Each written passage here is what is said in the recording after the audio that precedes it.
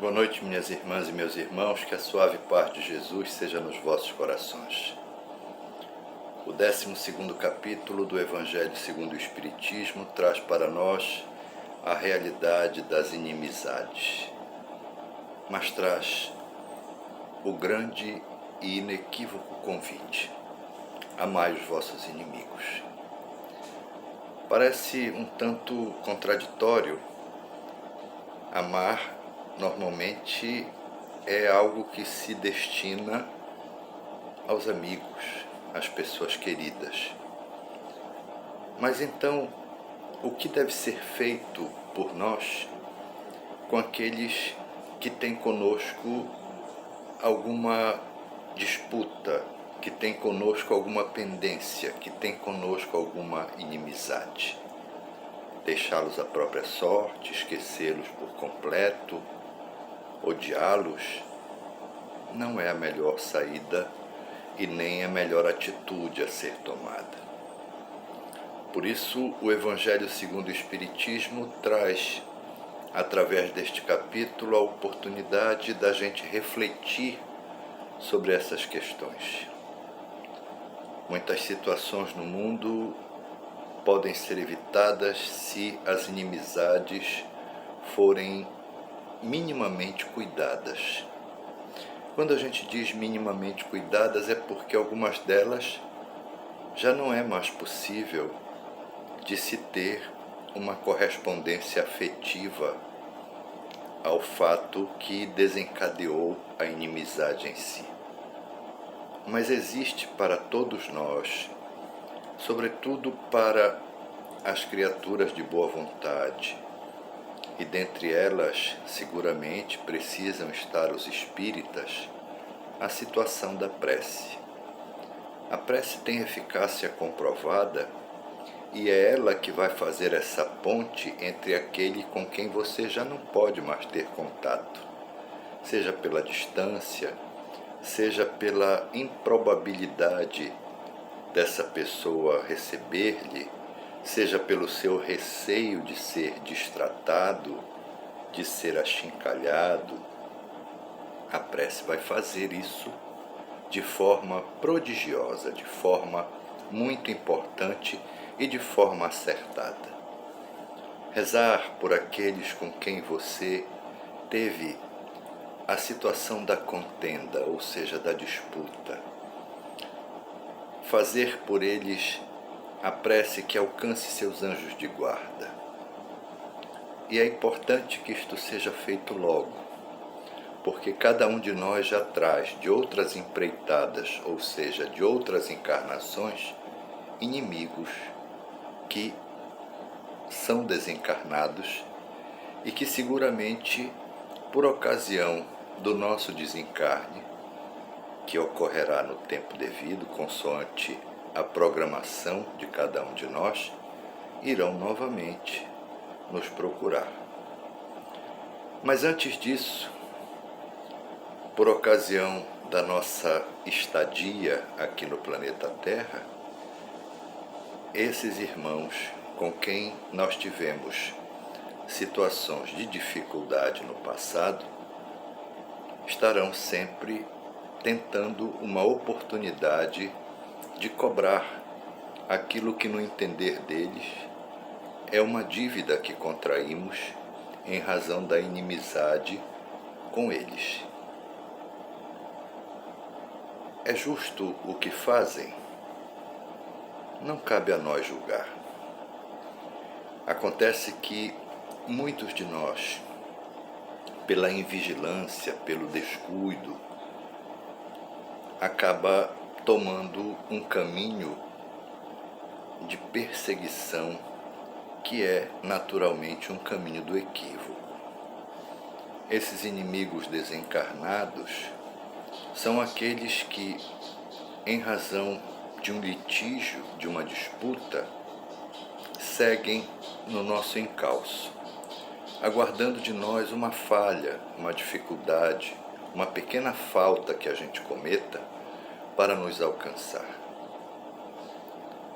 A eles, igualmente, a nossa prece deve ser levada de forma firme e dócil para fazê-los entender de que, passados os tempos que já passaram, já não é mais hora dessa situação permanecer. É necessário perdoar, é necessário dar àquele fato o encerramento que ele precisa e merece. Existe uma história muito interessante de um obsessor, um espírito que perseguia a um grande espírita que o Brasil possui, que é o Divaldo Franco, e esse obsessor fazia-se presente quase que diariamente na sua vida. Divaldo Franco, que trabalha numa obra grandiosa em Salvador, além de ser um divulgador, um palestrante irreprochável do espiritismo, ele então, uma noite, recebeu um telefonema de que haviam encontrado uma criança abandonada e que ele dissesse o que deveria ser feito, que cuidados deveriam ser dados àquela criança.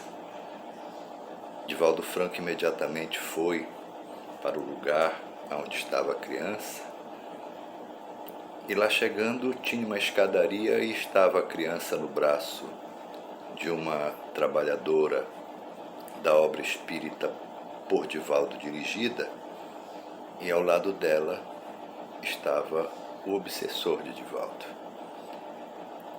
E Divaldo mentalmente conversou com ele. E ele perguntou para Divaldo o que iriam fazer com aquela criança. E Divaldo disse para ele: nós vamos dar a ela todo o amor e o carinho que demos para as outras e que daremos para as muitas outras que virão. E o obsessor disse para ele: então, o processo obsessivo, a minha perseguição a você encerra aqui, porque esta criança que está nos braços desta senhora é o espírito da minha mãe reencarnado. Isto dá para nós a dimensão do que pode e deve ser feito, da piedade que devemos ter, da compaixão que devemos ter. Quem tem por nós inimizade não consegue seguramente nos entender, não consegue ver do esforço que fazemos para produzir algo de bom neste mundo. E é muito natural que isto acabe sendo um motivo a mais para que a inimizade prossiga. Nós vemos esse quadro de inimizades por todas as partes.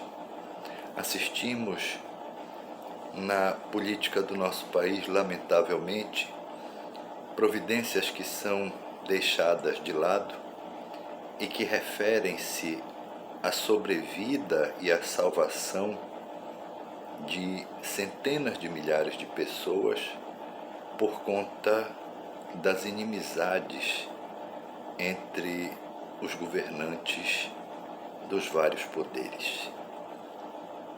Isso é lamentável, mas é uma realidade. Por isso que o Espiritismo, através do Evangelho segundo o Espiritismo, vem fazer essa proposta, para que você, meu irmão e minha irmã, possa ler esse capítulo, possa debruçar-se sobre este livro e reconstruir-se, para não ter mais aquela situação hostil com relação às inimizades que pontificam em sua vida. Faça-se melhor, consiga trazer para si o entendimento que o Espiritismo faculta a quem lhe abre o coração à mensagem. Ser dócil, ser compreensivo, calar, evitar as contendas é seguramente evitar, quem sabe, o duelo. O duelo é uma situação que absolutamente hostil fere o corpo e muito mais ainda o espírito. Por isso, evite as contendas, evite as disputas, evite as inimizades. Busque esclarecer-se, busque preencher sua alma, seu espírito, seu coração, sua vida com as palavras dóceis, fraternas, amorosas e sábias do Evangelho segundo o Espiritismo. Que Deus lhes abençoe, Jesus lhes dê a sua paz e Nossa Mãe Maria de Nazaré lhes envolva em seu manto de luz. Muito obrigado, que assim seja.